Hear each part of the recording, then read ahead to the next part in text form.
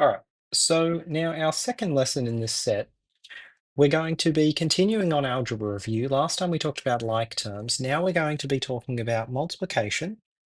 So multiplication and division of algebra terms. So multiplication and division of algebra. Mostly we're concerned with simplifying expressions that involve multiplications. So in general, if you have A times B, this becomes AB. And if you have A divided by B, we often write this in its fractional form as A over B. There are a few conditions which we should add to this. One of the conditions is the general index rule.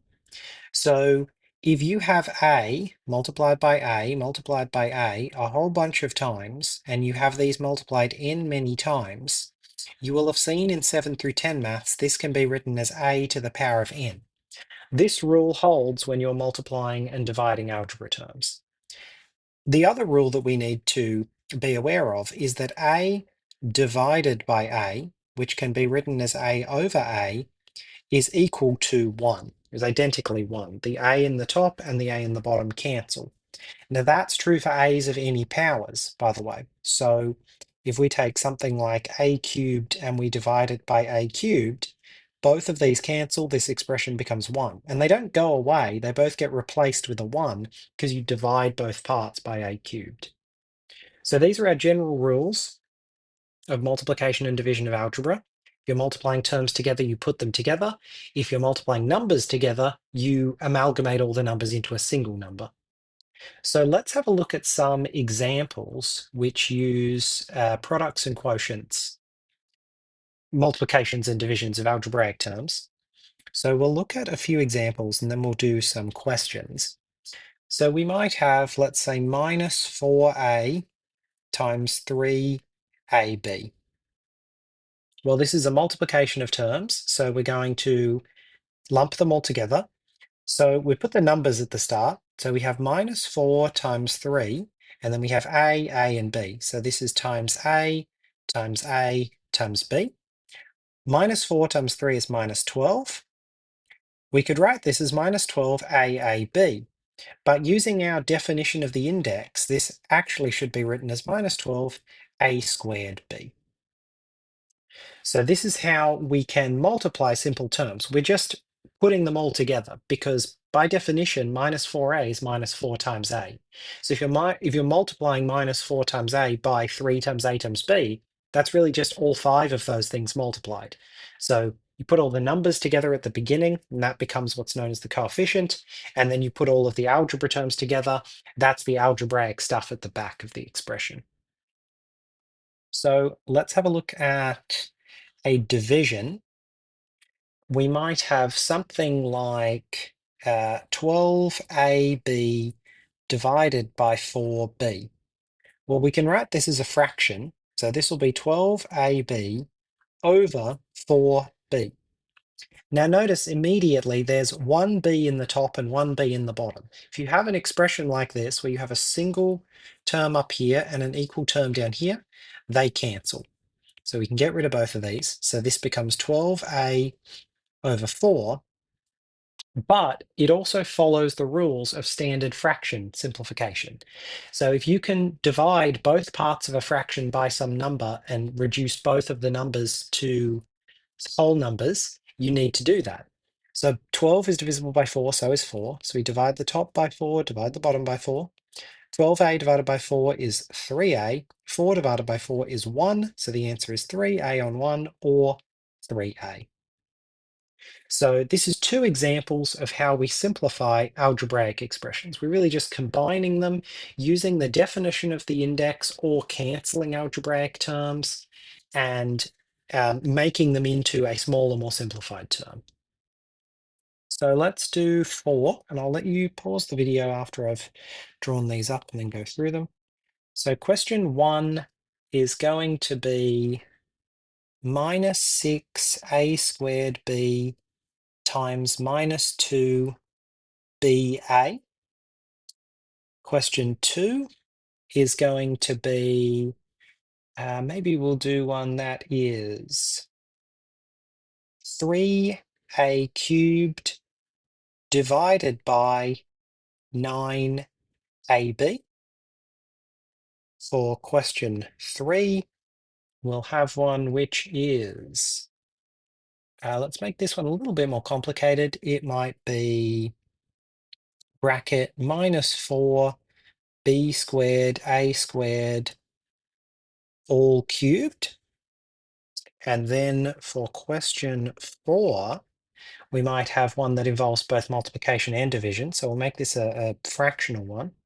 So we have 2a times 3b times 4c over 10a squared b cubed c to the 4. All right, so you can pause the video now, have a go at them.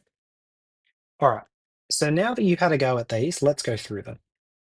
So the first one, we're just combining all the terms, so multiplying everything together. So minus 6 times minus 2 will be the coefficient at the beginning. 6 times 2 is 12. They're both negative, so this actually becomes positive 12. We have a times a and an a at the end. So there's 3 a's, so that will be a cubed. We have one b here and one b here. B times b, that will be b squared. So this is our simplified expression for question 1. For question 2, we want to first write it as a fraction. So this becomes 3a cubed over 9ab.